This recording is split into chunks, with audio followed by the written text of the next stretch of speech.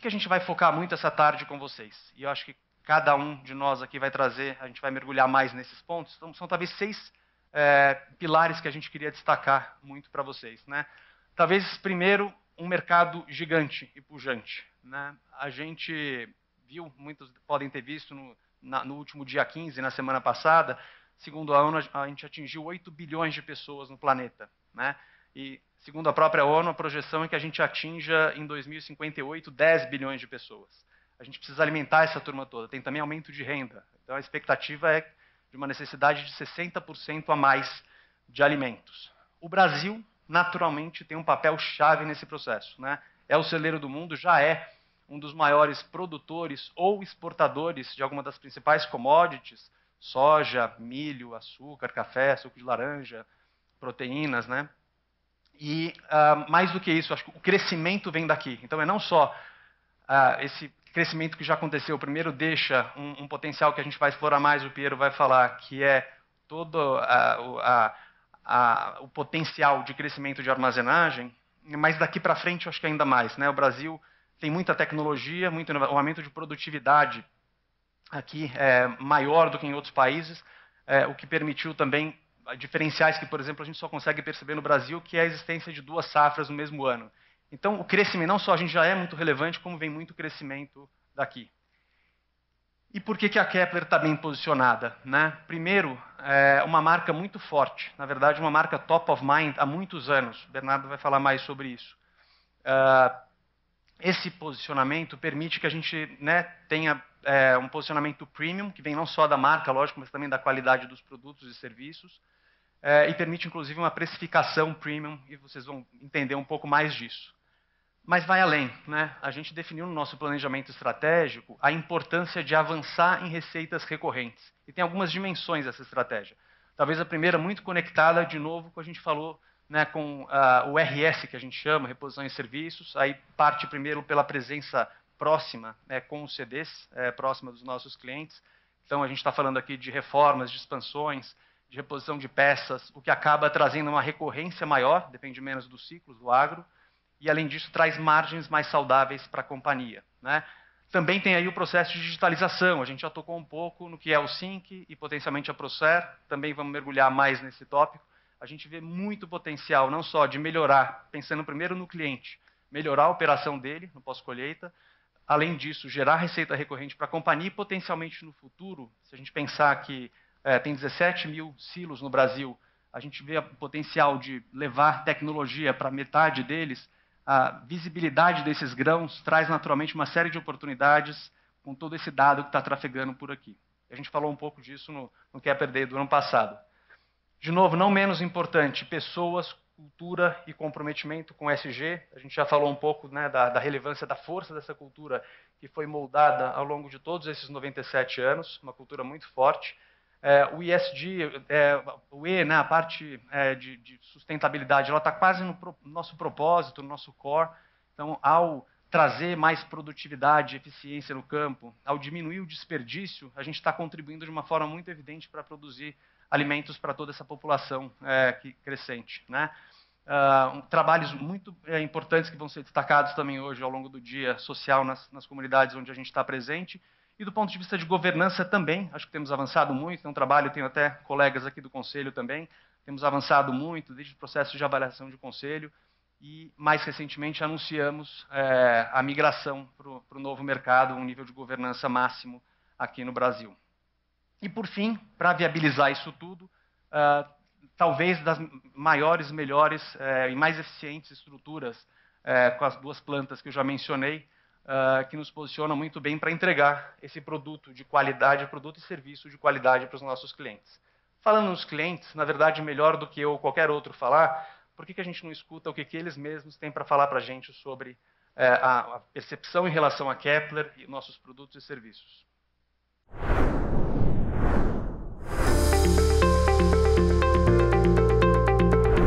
Com essa história do meu pai e do meu avô, a gente entende com toda certeza a importância que a armazenagem tem dentro da nossa propriedade. Ainda mais com o nosso negócio, que é a produção de sementes, a armazenagem é fundamental, né? Tanto a parte de secagem quanto a parte de armazenagem. Então, toda essa estrutura que a gente tem hoje não seria possível a gente ter a produção de sementes se não tivesse essa estrutura de armazenagem que a gente trabalha. Vamos lá então, pessoal. O mercado, o Marcelo já percorreu um pouquinho, rapidamente, esses pontos da nossa tese. Vamos fazer um detalhamento de cada um. Eu e o Bernardo vamos fazer esse detalhamento.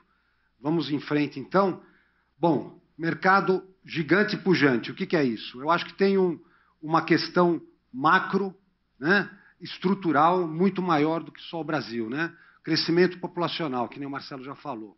Grande crescimento populacional no mundo, né? Ásia, África, a China aqui não está muito grande, né? Já foi, mas tem aqui um movimento muito grande para a classe média. Nos últimos 10, 15 anos, 500 milhões de chineses entraram na classe média.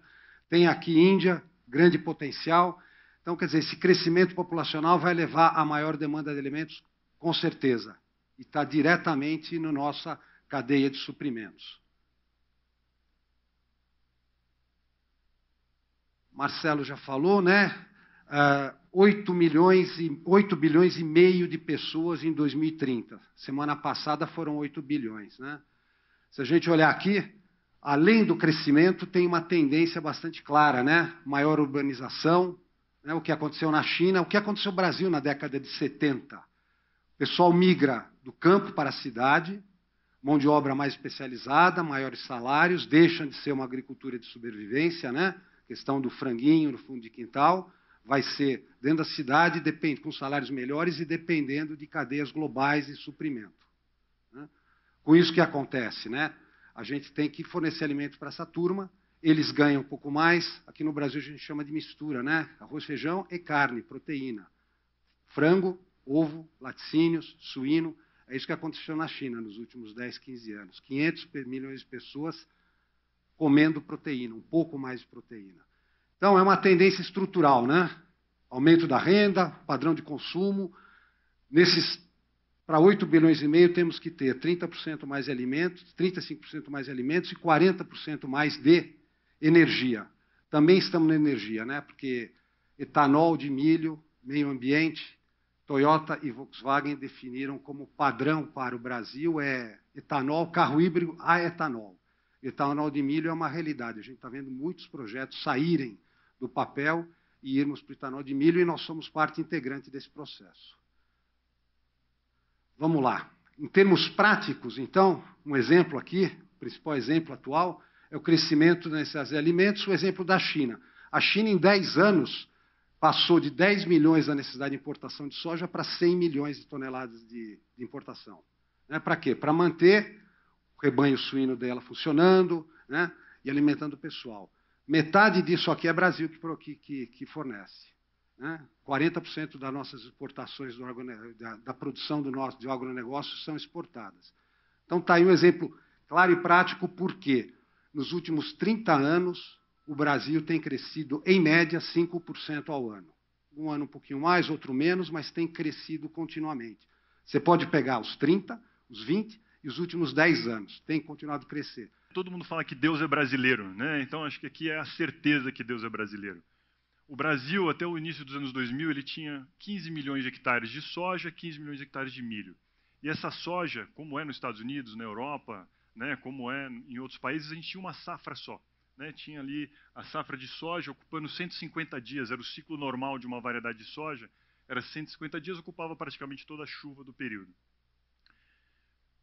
Os agricultores foram pedindo, putz, quero uma variedade mais curta, prazo mais curto. Né? As empresas de semente foram desenvolvendo, primeiro no Paraná, em algumas regiões, isso foi expandindo pelo Brasil. Hoje, qual que é a realidade que a gente tem? A gente tem uma safra de soja com ciclo de menos de 100 dias. Esse é o grande milagre brasileiro, é isso que nos torna mais competitivo, né? O país, sem dúvida, mais competitivo dentro do agronegócio. A gente tem uma safra de soja que ocupa 100 dias, e aí abriu espaço para uma segunda safra, com a mesma chuva, dentro do mesmo território, o mesmo trator, o mesmo funcionário, a gente consegue fazer uma segunda safra de milho, né? Aproveitando as chuvas aqui, e aí depois, nesse período seco, ele já está maturando e não precisa mais de tanta chuva. Esse fenômeno, turma, é único do Brasil. Né? Quando a gente fala o agronegócio brasileiro, é isso aqui que nos diferencia de todo o resto. E a Rússia, a Ucrânia, Estados Unidos, Canadá nunca vão ter isso, porque eles têm um inverno rigoroso. Né? Então, realmente, está comprovado aqui que Deus é brasileiro.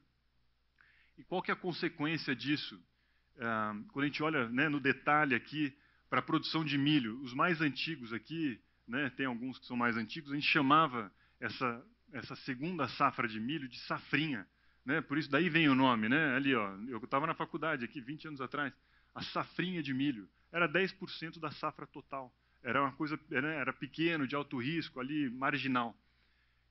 Né, quando a gente entra nessa situação aqui de poder plantar o milho em janeiro na maior parte do Brasil, essa safrinha virou segunda safra. Agora ela é 5 vezes, a gente produz 5 vezes mais milho na segunda safra do que na primeira safra. E olhando, o que isso quer dizer? Como é que isso traduz? Então a gente reciclando aquele período de chuva, reciclando aquele solo, aquela propriedade, a gente já produz mais milho na segunda safra do que toda a União Europeia junta. Então pensa, Alemanha, Espanha, França, países grandes, importantes, produzem a mesma quantidade de milho que a gente produz numa segunda safra, né? Então, em termos de sustentabilidade, ecologia, não tem melhor. E tem uma coisa interessante também, agronomicamente, a soja que é plantada depois do milho, ela é melhor, ela é mais feliz, ela gosta da matéria orgânica do milho. Então, é uma interação incrível. E aí, trazendo para o nosso negócio, quais são as 3 grandes consequências desse fenômeno, né? Acho que a gente tocou um pouquinho já no primeiro, que é uma produção gigantesca, um crescimento, a gente cresce a taxas chinesas aqui, né? Então, o nosso negócio cresce a quase 6% ao ano, consistentemente. É um mercado abundante. Então, a gente precisa de armazenagem na fazenda. O Piero comentou sobre agroindústrias, né? Hoje a gente tem etanol de milho sendo produzido. As maiores plantas do mundo de etanol de milho estão sendo desenvolvidas aqui no Brasil, e a Kepler participa disso. Está acabando de entregar uma em Dourados. Então, tem um mercado abundante, a gente vai ver depois também, importos, né, que você exporta, então toda a cadeia se alavanca nisso. O segundo ponto fundamental dessa história é a competitividade do agricultor, né, por questões óbvias. Então, se com o mesmo funcionário, a mesma propriedade, os mesmos ativos, ele consegue ter 2 safras, isso traz uma resiliência muito grande. O agricultor brasileiro hoje ele tem uma rentabilidade 2 vezes maior, 2 a 3 vezes maior do que o americano. Então, a coisa pode piorar muito, que o agricultor brasileiro ainda vai estar com a cabeça para fora d'água. E o terceiro ponto, turma, que a gente enxerga, a gente viu em várias indústrias um crescimento, né, da velocidade, da potência das máquinas, e no agronegócio não foi diferente. As máquinas também cresceram, aumentaram de potência. O que acontece quando você tem 2 safras? Quando a gente tem essa situação aqui de você precisa correr muito. Quando a gente tinha uma safra só, planta com calma, na hora que chover direitinho, colhe lá no final com calma. Não tinha pressa. Quando você tem 2 safras se entrecalando, a gente precisa plantar muito rápido e colher muito rápido, tirar essa soja muito rápido da lavoura para poder chegar plantando milho. E quando você tira essa safra rápido da lavoura, com aquelas colhedeiras enormes, toda a cadeia precisa estar preparada. Então, a cooperativa que está recebendo esse produto, ou o produtor que está recebendo esse produto, ele não pode ter uma fila de caminhão, não pode ter gargalo, né? Então, isso se reflete para nós em valor agregado, em equipamentos de alto valor agregado, né? É o primeiro ponto. E o segundo ponto é que a gente tem 17, 18 mil unidades armazenadoras espalhadas pelo Brasil, tem um potencial aí de pelo menos 10 mil que precisam ser atualizadas, né? O agricultor, a gente vai falar mais para frente, mas ou a cooperativa, não é um trator que você compra outro e joga fora, vende o que você tinha. Não, você mantém o que você tem e você atualiza, moderniza ele, né? Então tem uma oportunidade muito grande aqui quando a gente falar de RS, reposição de serviço, negócios recorrentes. Quando eu estava lá na faculdade, no início dos anos 2000, final dos 90, a gente falava, o agricultor brasileiro ele é muito competitivo dentro da porteira, mas ele perde essa competitividade quando né, a logística mata ele. E era verdade. Olha lá como é que era se levar uma soja do Mato Grosso para Xangai, $180, comparado com 145 do Midwest americano para Xangai. A evolução, aquele arco norte, as ferrovias. Hoje, você leva uma soja do Mato Grosso, lá do norte do Brasil, do Pará, por $97, contra 110 aqui de Minneapolis, do Midwest americano. Então acabou, gente. O Brasil, né, quando a gente pensa no mundo, fala assim, eu quero investir, eu gosto da tese do agronegócio, investe no Brasil, né? Ou então, eu vou investir no Brasil, quero investir no Brasil, acredito no Brasil. Qual o negócio mais competitivo? É o agronegócio, sem sombra de dúvida. Esse lugar, esse privilégio, né, essa conquista da Kepler de estar entre as grandes marcas nos traz oportunidades enormes, né, de negócio, e quando a gente fala de receitas recorrentes, é fundamental a gente ter essa posição. E aí você fala, pô, mas você é enviesado, você está aí, você é da Kepler, né? Sem cor laranja, essa coisa arada. Vamos falar um pouco de dados, né? Vamos dividir um pouco, vamos ter uma conversa aqui, dividir um pouco com vocês alguns dados que comprovam essa percepção de que a Kepler é uma empresa fora de série. A primeira, 25 anos top of mind, né? Vocês todos devem conhecer a pesquisa, que é qual que é a empresa mais conhecida no segmento de armazenagem? Kepler Weber. Há 25 anos consecutivos, é a única empresa que está lá há 25 anos consecutivos. Segundo ponto aqui, presença em 75% a 80% dos negócios do nosso segmento. Premium price, de 10% a 25%. Também é outro privilégio, né, que eu imagino que tem Audi, BMW, tem esse premium price aqui de oportunidade, que é o nosso caso. Vocês viram o cliente falando. Eu escutei, meu primeiro dia na Kepler foi dia 1º de dezembro de 2021. No primeiro dia a gente recebeu o Walter Longo, o Otto Longo, grande cliente da região da Bahia. Ele veio e falou, ó, tá aqui o orçamento do concorrente, eu pago 10% a mais para vocês. Então isso a gente escuta todo dia. Isso né, não é algo que a gente pensa que é assim. Né, o premium price ele existe de fato. Outro ponto que chama muito a atenção é a recorrência. Então, 70% dos nossos clientes são clientes Kepler. 70% das vendas que a gente tem em 22 foram clientes Kepler. Isso é um índice de iPhone. O camarada que tem um iPhone dificilmente vai para o Samsung. É a mesma coisa que Kepler Weber. Ele tem Kepler Weber, ele vai querer ter Kepler Weber de novo. Ele vê a qualidade, ele sabe da eficiência, ele sabe que quebra menos, ele sabe que funciona melhor. Tem o centro de distribuição, que a gente vai falar mais quando a gente falar de recorrência, e tem aqui um market share de 40%, que você fala assim, pô, podia ser mais, sempre pode ser mais, mas ele é 3 vezes maior do que o segundo colocado. Então, um destaque aí, uma força muito grande para a nossa presença. Né? Então, o negócio deles ali é o Mickey, é o parque. A forma que eles capitalizam aquele negócio é incrível. Né? Eu percebi lá, antes de ir para a Disney, eu já estava pagando o Disney Plus. Cheguei lá, fiquei no hotel da Disney, paguei para entrar no parque, paguei para andar na fila rápida. Passa na frente do castelo, tem um cara com a câmera fotográfica desse tamanho, a esposa obriga você a tirar foto com a família, pum, tira foto, $15. Visita a princesa, sai, compra a tiara. Então é um sem fim que eles fazem com a gente ali naquele negócio. E a gente pensou isso para a Kepler também. A Kepler é a Disney do agronegócio. A gente tem os parques de diversão. Nós temos 10 mil parques de diversão no Brasil, instalados já. Então, como é que a gente capitaliza em volta disso? Né? Quais são as formas de a gente ter receitas recorrentes em volta desse parque de diversão que se chama Kepler Weber? Né? Então, trazendo um pouquinho para vocês aqui, eu trouxe alguns exemplos, né? A gente vai deixar alguma coisa para o Q&A também, mas o primeiro deles é o RS, né? Que é o core aqui do que a gente chama de receitas recorrentes, né? E o RS tem duas grandes partes e uma pequena que a gente acredita que vai crescer bastante. A primeira grande parte é justamente isso aqui. Ó. Essa foto aqui é real, não é Photoshop, tá? Então é uma unidade armazenadora, um silo, ele está sendo atualizado, reformado, colocando respiros, né, saída de emergência, tudo que é necessário. Então essa modernização. Lembra que a gente falou lá atrás que o agricultor, a cooperativa, ela não desmonta e joga fora o silo antigo, ela precisa renovar, ela precisa modernizar essa estrutura. Então mais ou menos metade do nosso negócio de RS vem dessa modernização e a gente acredita que tem muito espaço para frente.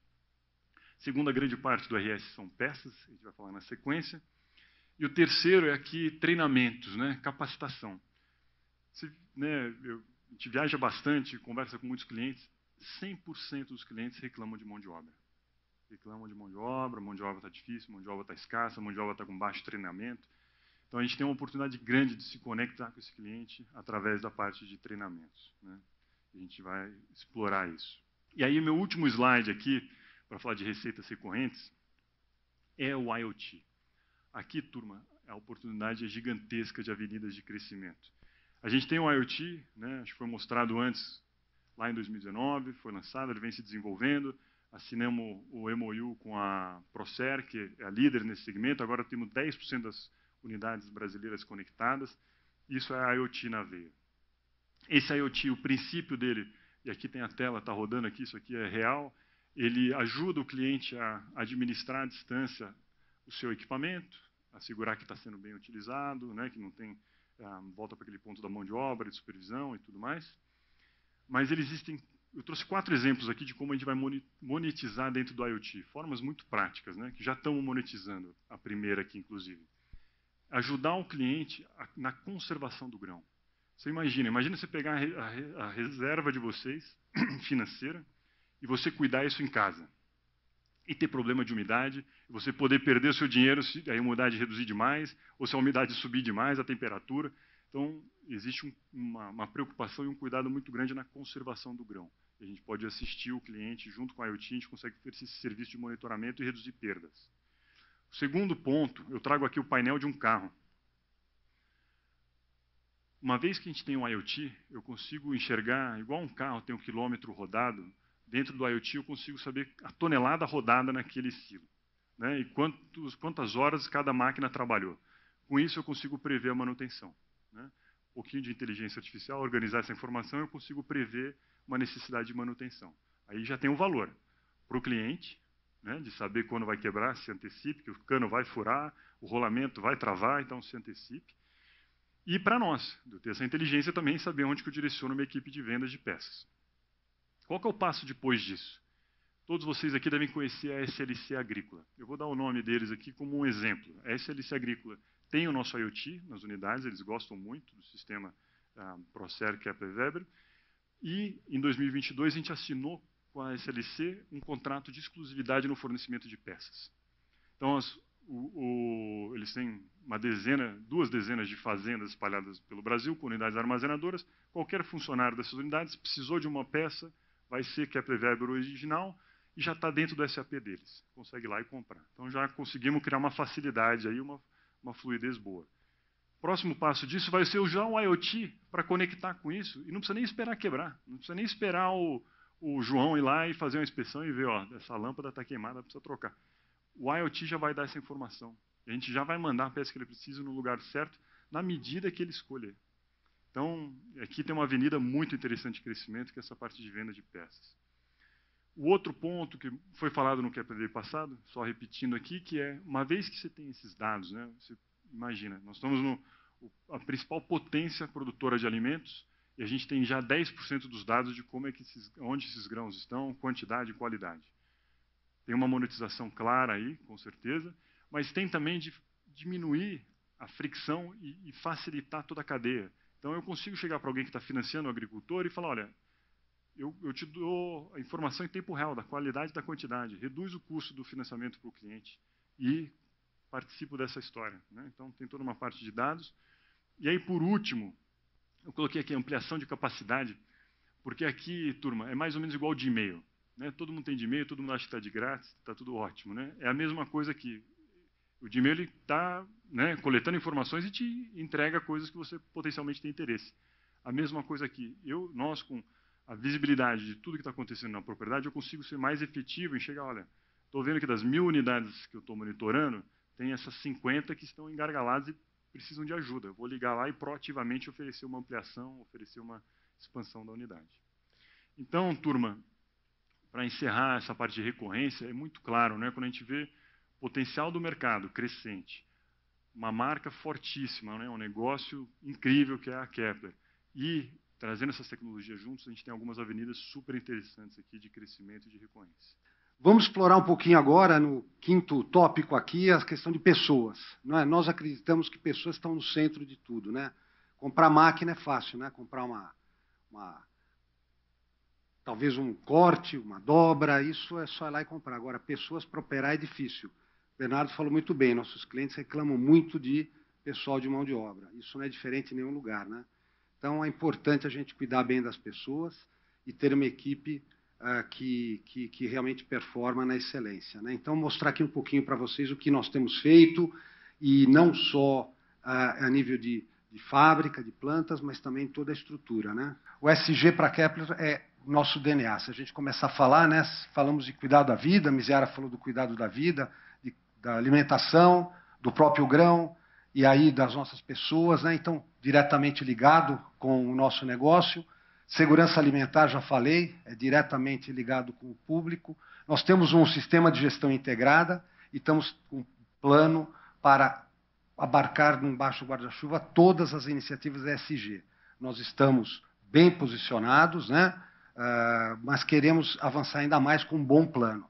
Da mesma forma que, como o Marcelo falou, nós vamos para o novo mercado, né? Fomos autorizados no Conselho para executar o que precisa ser feito para o novo mercado, fizemos uma análise de gap, e o gap entre o nosso atual nível de governança e o necessitado pelo novo mercado é pequeno, né? Mas é um selo para nós para atrair investidores internacionais e fundos que muitas vezes, sem esse selo, não podem investir na nossa empresa.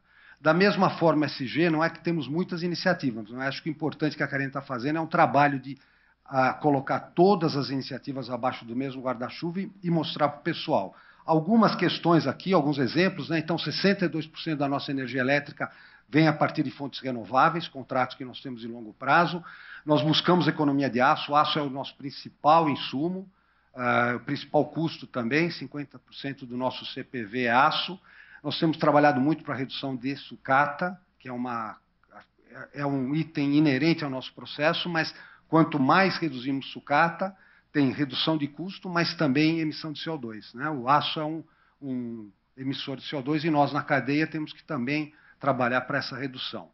Então, com isso, estamos numa agricultura sustentável, na cadeia como um todo, e sempre preocupados na questão, como falamos, na inovação, produtos digitais avançando. Aqui eu quero citar só 2 exemplos que têm a ver com SG. Né?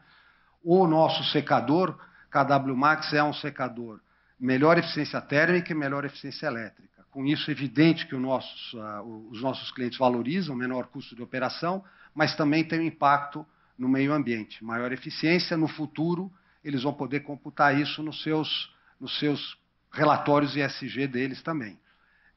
E outro exemplo singelo, pequeno, mas é a rosca varredora. Quando o silo é esvaziado, ele sempre sobra um pouco e tem uma rosca varredora que opera dentro do silo.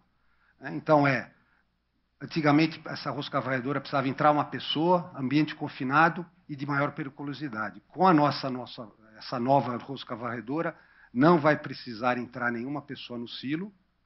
Com isso, eleva-se o nível de segurança. Pensar nos 17 mil plantas aí, o potencial que a gente tem para a nossa, falando de negócio agora, né?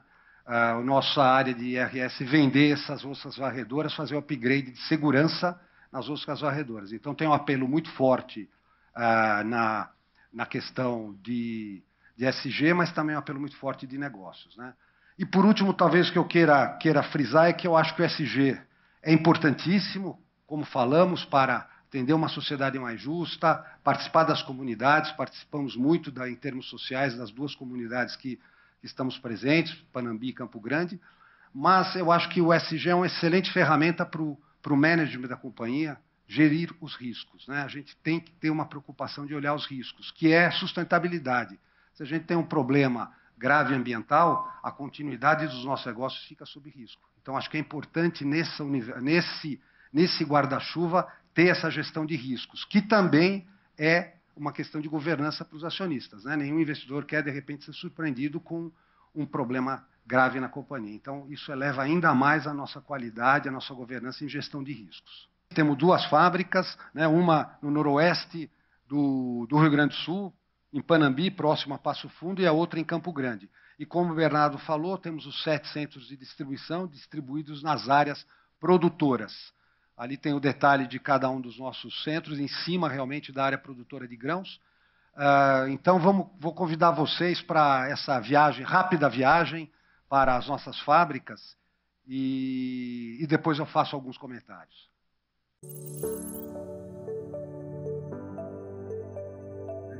Quando a gente fala em soluções, não é só produto, né? Um reconhecimento muito forte em produto ao longo dos anos, boas fábricas, muita tecnologia nos produtos, mas a solução, no nosso entendimento completa, que agrega valor para o cliente, é o produto instalado na casa do cliente, né? Então, por isso, para nós, o pilar de serviço ele é muito estratégico. Fizemos questão de montar as nossas obras, temos toda uma estratégia de parceiros de negócio para a montagem dos equipamentos. Hoje a gente consegue gerenciar mais de 300 obras simultâneas, né, o que mostra a robustez, né, da nossa estrutura para entregar esse serviço. Né? Entregamos mais de 1.000 silos a cada ano, com soluções digitais e de automação nos equipamentos.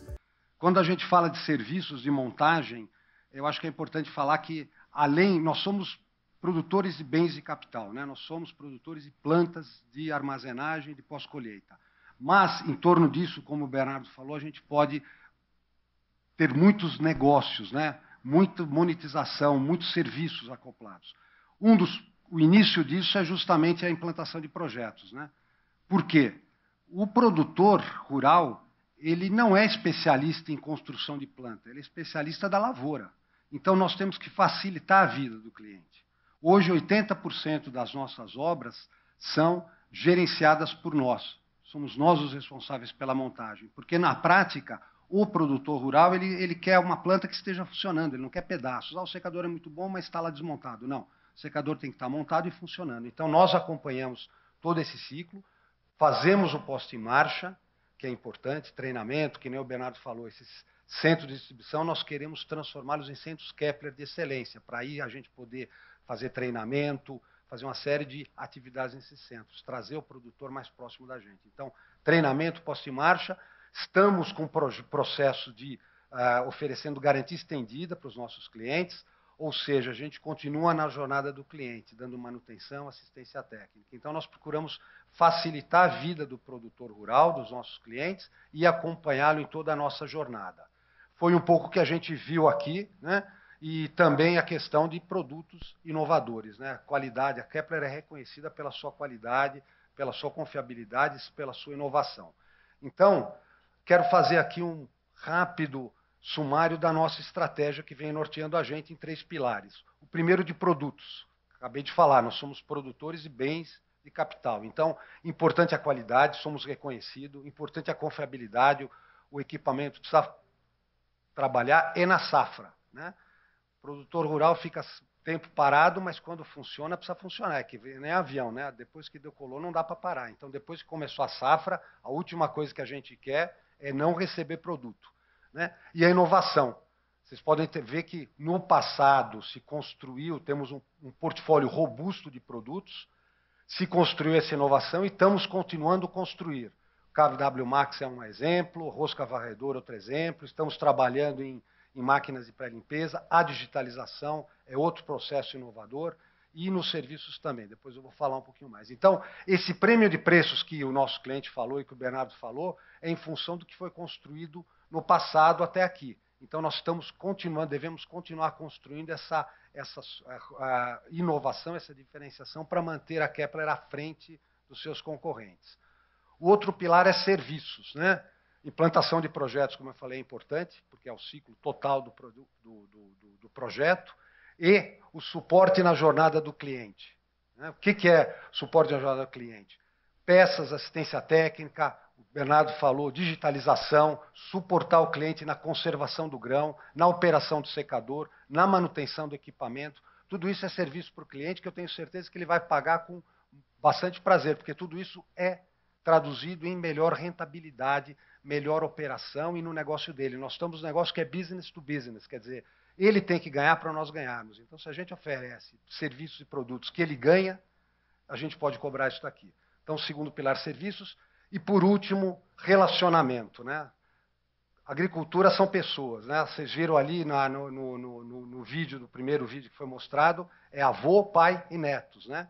Então, isso vai passando, a fazenda vai passando de mãos em mãos. As cooperativas do Paraná também. A turma lá, os presidentes da Cooperativa do Paraná têm 20 anos no cargo. Então, é importante a gente estar próximo. Grandes clientes, a Mage, Bom Futuro. A turma está lá e vai ficar lá muito tempo.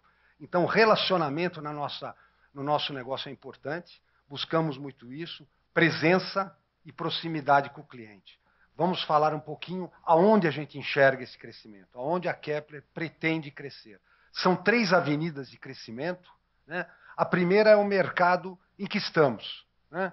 Mercado que estamos, falamos em 100 milhões de déficit, falamos de uma safra de grãos que vai de 300 milhões para 500 milhões, então estamos no mercado que está crescendo, né? Tem o déficit de armazenagem, melhoria da logística de escoamento, com certeza o Brasil continuará sendo, ocupará uma posição cada vez mais privilegiada no comércio internacional, e vai ter que escoar essa safra. Então, aí os terminais e portos será de novo será um importante vetor de crescimento também, né? E a pós-colheita, como eu mostrei, 14% apenas da armazenagem está na fazenda, né? Tem muito potencial aí, muito produtor rural que está deixando de ganhar o que ele poderia ganhar. Então, aqui é o nosso core business, aonde nós estamos trabalhando, tem diferentes ações, questão do fundo, a questão de mostrar para o produtor o ganho que ele vai ter, e que é o nosso negócio. Depois, como o Paulo falou, né, valor agregado também. Quer dizer, temos interesses de fazer aquisições de empresas, a Seletron é um exemplo, Procer é outro exemplo, tem outras que estamos avaliando, não só nas questões de aquisição, mas também inovação dos nossos próprios produtos, como nós falamos. KW Max é um exemplo, a questão de vários produtos que estamos fazendo desenvolvimento. Agroindústrias e terminais e portos também são produtos específicos, produtos que requerem alta capacidade, trabalho 24 horas por 7 dias. Importante a gente estar presente nesse mercado. Então, aqui nós queremos continuar sendo uma empresa premium, ocupar espaço nessa área de pós-colheita maior. Seletron é um exemplo prático disso, é um exemplo pequeno, mas prático, e nós queremos alavancar isso. E, por fim, a questão digital, né? A questão de diferenciar, né, a nossa plataforma digital Sync, agora junto com a Procer, é sem dúvida um diferencial para o nosso produto. É importante para o produto ter essa conexão, ter essa questão de dados, gerenciamento, agenciamento remoto e suporte na operação do secador, na operação da planta, na conservação do grão, mas ele abre uma imensa avenida de crescimento de outros serviços, né? Como o próprio Bernardo falou, alavancar toda a nossa questão de manutenção. Quer dizer, a gente poder saber o que precisa sem estar lá, né? É uma vantagem muito grande. E depois todos os outros territórios também, além da operação, manutenção, que é o nosso core, todas as outras avenidas de crescimento, como, por exemplo, certificação, a questão de banco, garantia para os bancos, né? Nós podemos colocar lá sensores e linkar, né, nesse repositório de dados, nessa avenida de dados, esse tráfego, disponibilizar essas informações e monetizar esse valor aí, esse serviço para os nossos clientes e para terceiros também. Bom, então são essas 3 grandes avenidas de crescimento. Aquisições, a gente acredita, o Paulo falou muito bem, colocou bem, que não queremos fazer turnaround, a gente acredita em empresas, em produtos premium que possam entrar na nossa plataforma de produtos e ser um alavancador de negócios, ter sinergia com as operações que nós já temos. Nós temos uma cobertura de vendas excepcional no Brasil, alavancar essa cobertura comercial, esse acesso ao mercado com novos produtos, as fábricas que têm capacidade de fazer expansões com investimentos marginais. Então, é aqui que serão os grandes crescimentos da Kepler.